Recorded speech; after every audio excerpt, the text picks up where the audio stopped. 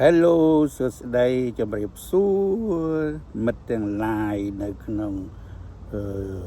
Facebook ខ្ញុំមកអង្គុយលេងក្នុង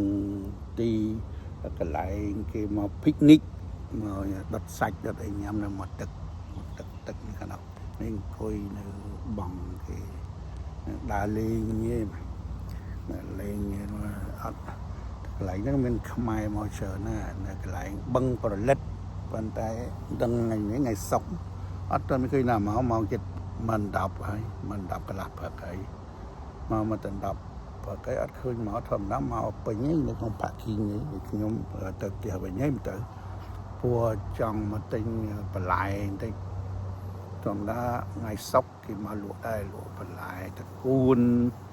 ខាត់ណាស្ពៃកញ្ញាញ់ឯងមានទាំងអស់ហើយនឹងជីនាងវងជីហើយស្លឹកខ្ទឹមហើយស្លឹកឆាយឯងមានលក់ប៉ុន្តែជួយថ្លៃក៏សមលើអត់ឃើញមក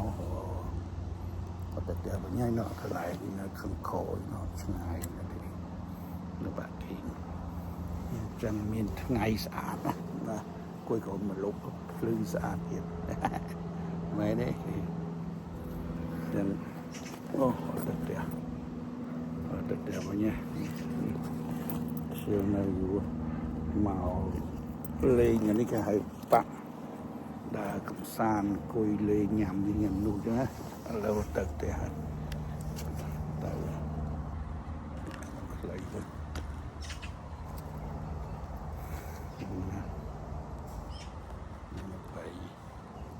មែននំភ័យមានឡានគេចតខាងនោះច្រើនដែរណាចឹងបាយជម្រាបលាបាទទៅផ្ទះវិញ